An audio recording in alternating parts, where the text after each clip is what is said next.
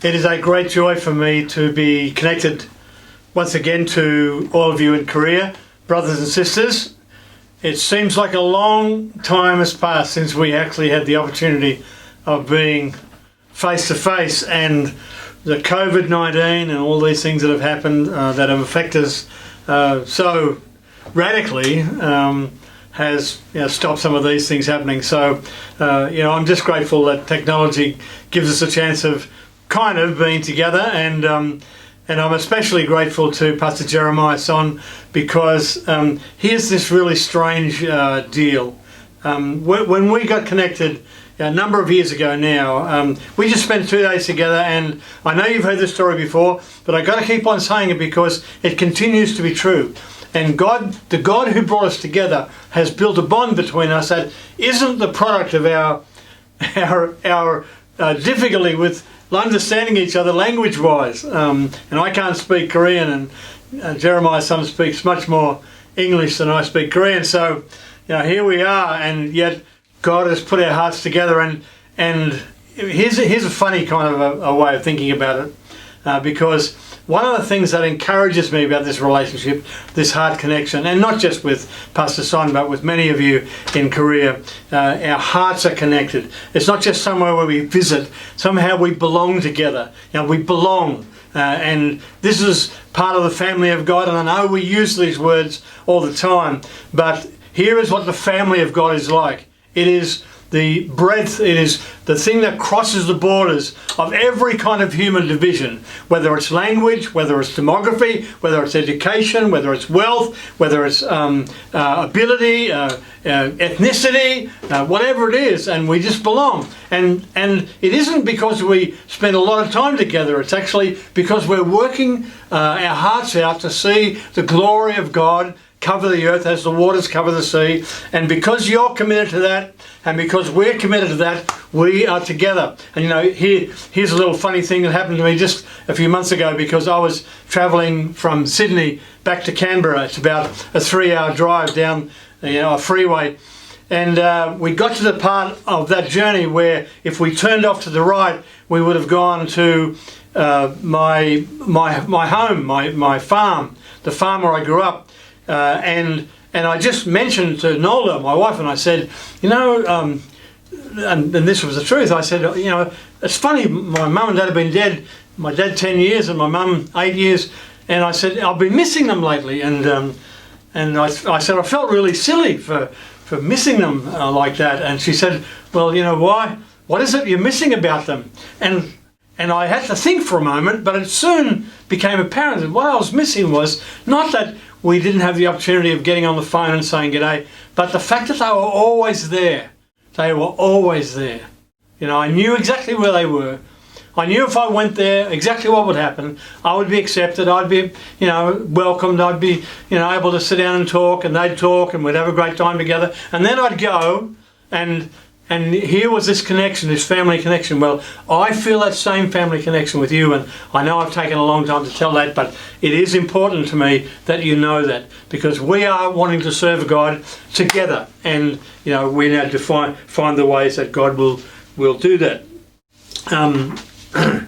We are facing a very different world in these days, and I'm sure that everybody is going to talk about COVID-19 and all the effects that it had and all the things, and I've been to meetings and I've been talking to pastors and leaders on the web and on Zoom and all these other things, and listening to people saying, some just lamenting the fact that everything we used to do we can't do anymore, and some just trying to hold everyone together, and they're online different times of the day and trying to make sure everybody's there, and yet the thing that worries me about this is that I think God is speaking to us afresh and anew, and I think this is the culmination of something that's been building for a number of years, at least in my understanding. And this is the idea of COVID, which of course is an enemy. It's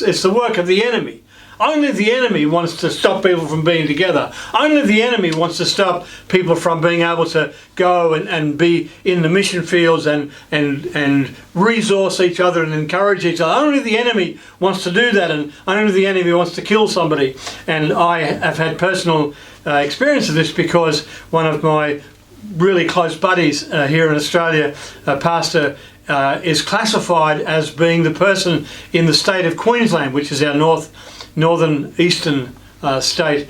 He is classified as having the worst case of COVID in Queensland, and he was so profoundly affected by this. And he's a guy of, somewhere in his 50s, and he's a young bloke from my point of view.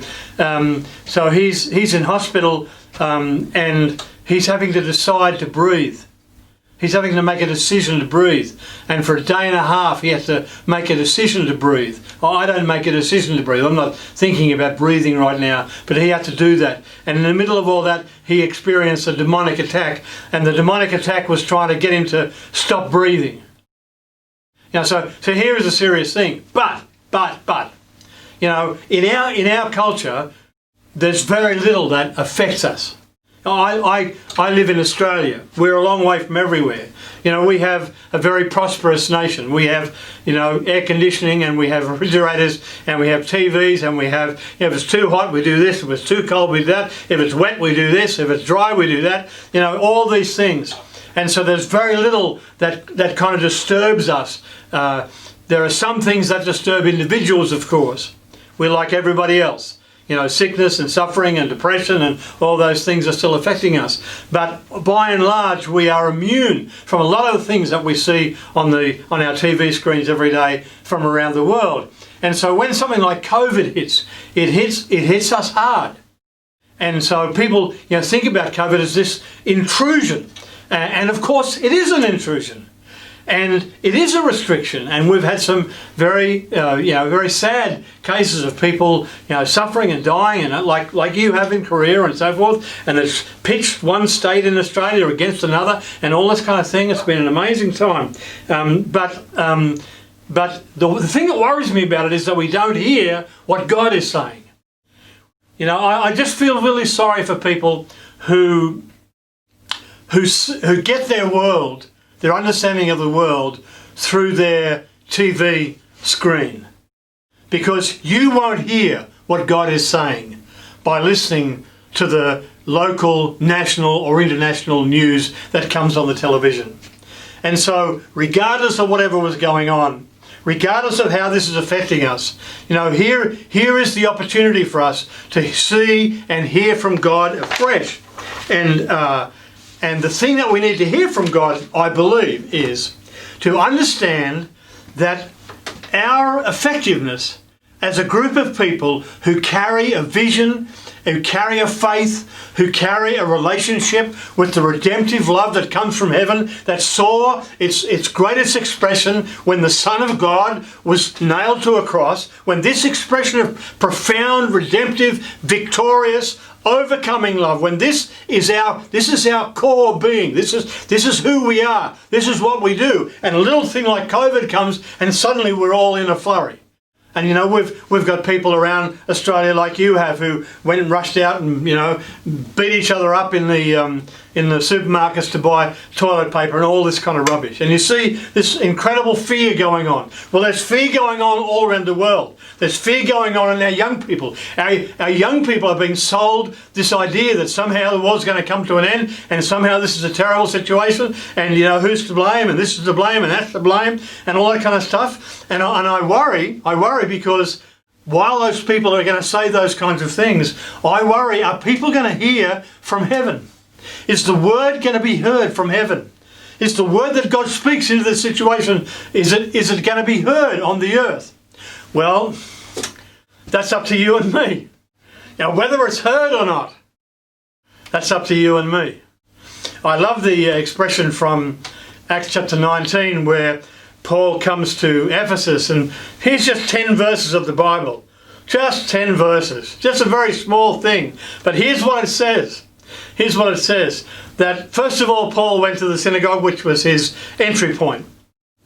Then when he was kicked out of the synagogue in Ephesus, as you know, he went over the hill into the agora, the marketplace, and the place that was not being used in the marketplace was between 12 and 4 or whatever it was in the afternoon, when everybody else was having a siesta. So in Ephesus, the people who belonged to God, the people who had heard the word from heaven, when everybody else was sleeping, they were in the hall of Tyrannus. They were listening to Paul. They were being equipped. They were then going out, and it says, and the Jews and Greeks in all of Asia, all of them heard the word of the Lord. That's the thing that I'm worried about.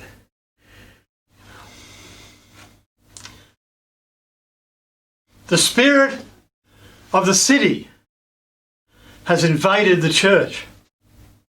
The spirit of the city has invaded the church.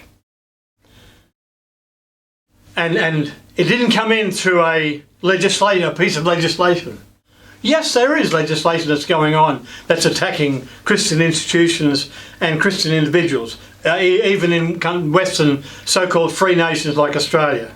We have people who are being threatened now with lawsuits and all kinds of things just because they're praying for somebody. You wouldn't believe that, would you? But we actually had that just a little while ago in South Australia. He was one of the tutors at the university over there, one of the universities, who after a lecture was sitting with a student, and the student was in some difficulty and so forth, and this a tutor, just a tutor, not a professor, whatever else, the tutor simply said to the girl, do you mind, I'm a Christian and I feel really sad about what you've told me. Would you allow me to pray for you? And so she said, yeah, that'd be wonderful. So she was prayed for. She thanked him for the prayer that he said. It was a blessing to her. She went out into the cafeteria. She sat down with her friends. She told her friends in a very positive way about this guy who had prayed for her. In that group of people was a person who was particularly opposed to anything Christian. They didn't like Christianity. And so they took the matter up to they themselves, not the girl, they themselves took the matter up